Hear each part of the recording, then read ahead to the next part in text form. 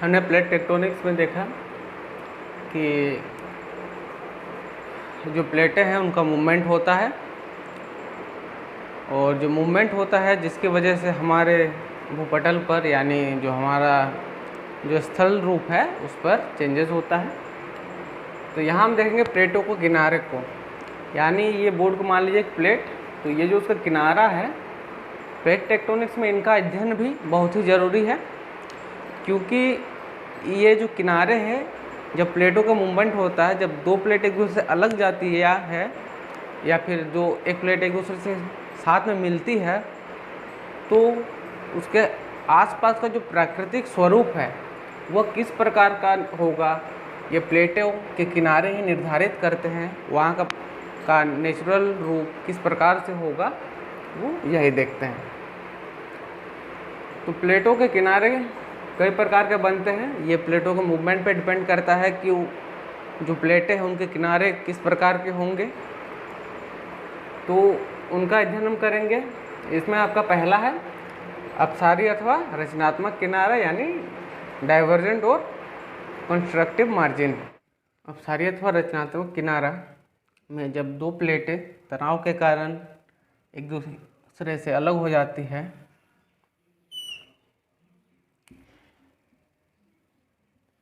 और दोनों का मूवमेंट एक दूसरे के विपरीत होता है, तो दरार घाटी बनती है। ये जो प्लेट फट गई, यानी मान लीजिए एक पेज है, उसे आपने फाड़ दिया, तो बीच का जो हिस्सा बना, तो वहाँ ये दरार आ जाती है, घाटी बनती है। इससे नीचे से उठता हुआ लावा यहाँ जम के नया स्थान का निर्माण करता है। यदि दो महासागरीय प्लेट होती है तो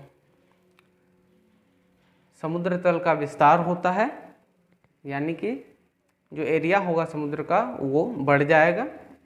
और यदि तो महाद्वीपीय प्लेट यानी जो हम भूतल यानी जिस पर हम रहते हैं, इन जमीनी वाली प्लेटों का डिस्ट्रक्शन होता है, यानी वो बढ़ते हैं और एक दूसरे के विपरीत दिशा में जाते हैं। तो यहाँ पे ये दरार घाटी पे नए समुद्रों का विस्तार होता है, यानी नया समुद्र बनता है। साथ ही साथ ये जो प्लेटें हैं इसके आसपास के क्षेत्र में, यानी जहाँ से अलग हुए हैं उसके आसपास के क्षेत्र में भूकंप और ज्वालामुखी की घटनाएं कॉमन है, यानी इन क्षेत्रों में भूकंप और ज्वालामुखी होती रहेगी। अटलांटिक कटक और दक्षिणी पश्चिमी हिंद महासागरीय कटक इसके अच्छा एग्जाम्पल है। वहाँ भी दो प्लेटें एक दूसरे से अलग जाती हैं, जिसकी वजह से दरार घाटी का निर्माण हो तथा समुद्र क्षेत्रफल में वृद्धि हुई।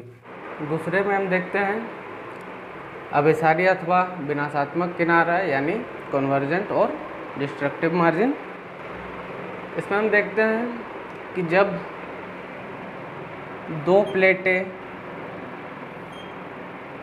एक दूसरे के दिशा में बढ़ते हैं तो उन्हें हम उनके किनारों को अभिसारी अथवा विनाशात्मक किनारा बनते हैं। यानी विनाशात्मक इसलिए बोलते हैं क्योंकि जब दो गाड़ियाँ एक दूसरे की ओर बढ़ती है तो उनमें जो टक्कर होगा तो उसमें विनाश ही फैलता है। इसी वजह से ये जब दो प्लेटें एक दूसरे की ओर बढ़ती है तो उनमें आसपास का क्षेत्रफल होता है, यानी जो नेचर होता है उसमें घाटा ही होता है।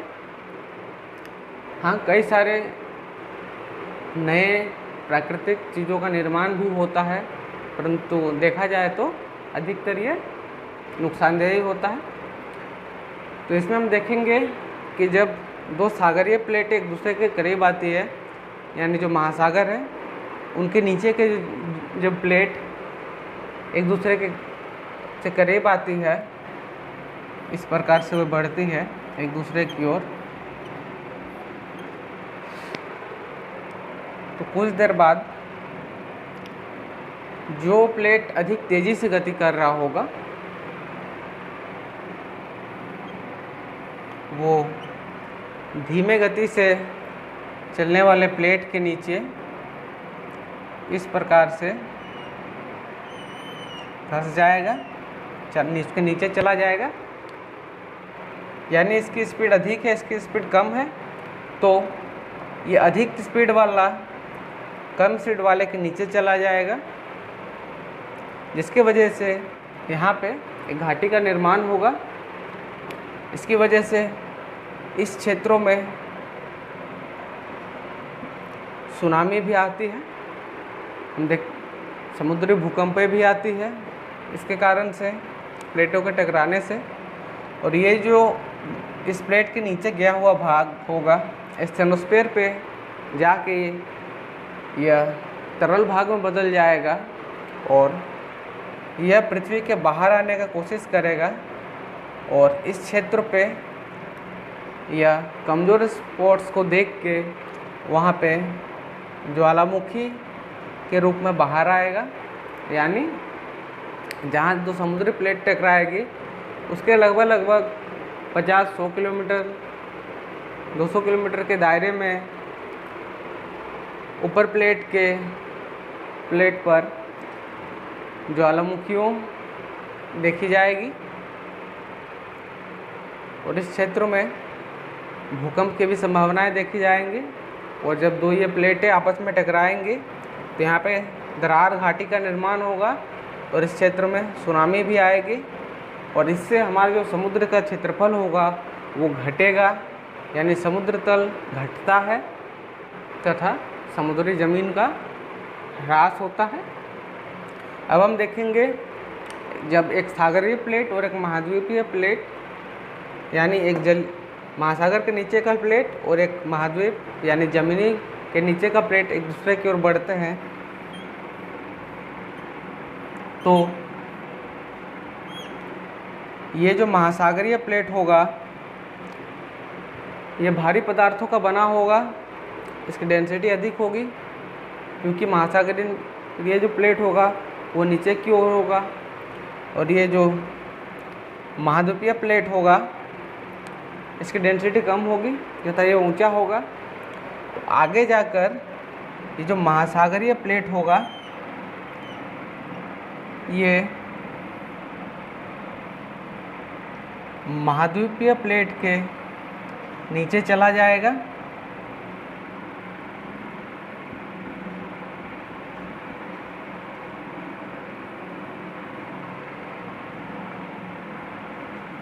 यह महासागरीय प्लेट महाद्वीपीय प्लेट के नीचे चला जाएगा, जिस पे जहाँ पे ये नीचे गया है वहाँ पे गहरी घाटी का निर्माण होगा। साथ ही साथ यह तेज एकदम सीधी ढाल वाली घाटी बनेगी और यहाँ समुद्र में भी गहराई होगी। इससे समुद्र तली का जो क्षेत्रफल होगा उसमें ह्रास होगा, यानी वो घटेगी। और ये जो महाद्वीप के नीचे गई हुई समुद्री महासागरीय प्लेट का हिस्सा है वह भी नीचे जाकर लावा में तब्दील हो जाएगा और पृथ्वी के ऊपर आने की कोशिश करेगा। और पृथ्वी के ऊपर महाद्वीपीय प्लेट में कमज़ोर हिस्सा देखकर वह यहाँ पे ज्वालामुखी के माध्यम से लावे के रूप में आने की कोशिश करेगा। इसलिए हम देखते हैं कि जहाँ भी एक महासागरीय प्लेट और एक महाद्वीपीय प्लेट मिलते हैं वहाँ पर जहाँ पर वो मिले होते हैं वहाँ से लगभग 200 से 250 किलोमीटर के दूर ज्वालामुखी पर्वतों का निर्माण होता है, जहाँ से समय समय पर वो नीचे गई हुई जो प्लेट है जो लावा में तब्दील हो चुकी है वो लावे के रूप में पृथ्वी सतह के ऊपर आ जाती है। इससे महाद्वीपीय का जो सतह होगा उसका कोई भी ह्रास नहीं होगा, लेकिन महासागरीय तल का विनाश होगा। उसके बाद हम देखेंगे कि जब दो महाद्वीपीय प्लेट यानी ये प्लेट 1 और प्लेट 2 एक दूसरे की ओर आएंगे तो हम पाएंगे जिसका घनत्व कम होगा वो प्लेट कम तेज़ी से गति करेगा और जिसका घनत्व अधिक होगा वो अधिक तेज़ी से गति करेगा। और जो कम घनत्व वाला प्लेट होगा अधिक घनत्व वाला प्लेट उस प्लेट के नीचे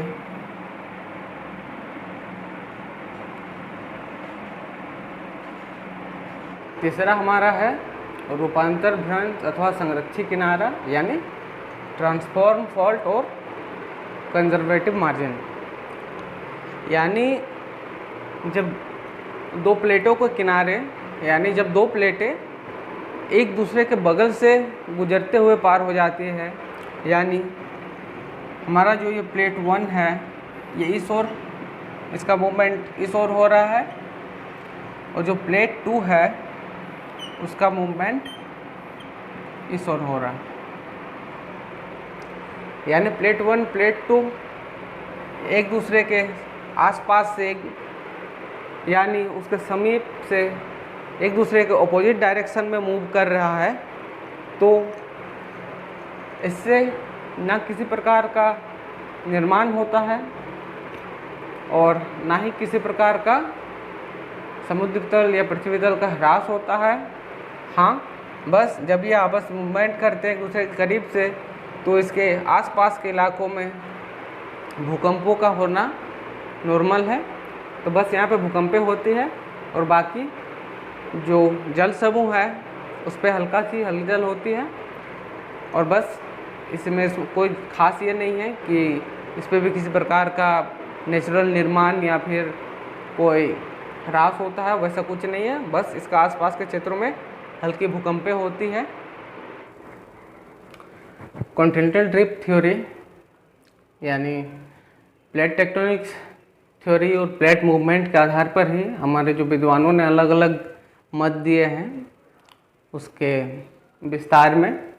उसी प्रकार एक हमारे विद्वान हुए वेगनर महोदय, यानी वेगनार, उन्होंने भी अपना सिद्धांत दिया। उन्होंने दिया कि हमारे जो महाद्वीप है उनका जो प्रवाह है, यानी उनका मूवमेंट किस प्रकार से हो रहा है, इसको लेकर उन्होंने अपनी एक सिद्धांत थ्योरी दी, जिसे उन्होंने कॉन्टिनेंटल ड्रिफ्ट थ्योरी कहा, और हम उसे continental drift theory of Wegener कहते हैं। तो यानी अगले क्लास में हम देखेंगे कि वेगनार का महाद्वीपीय प्रवाह सिद्धांत। उम्मीद है आपको आज का सारा कुछ समझ में आ गया होगा।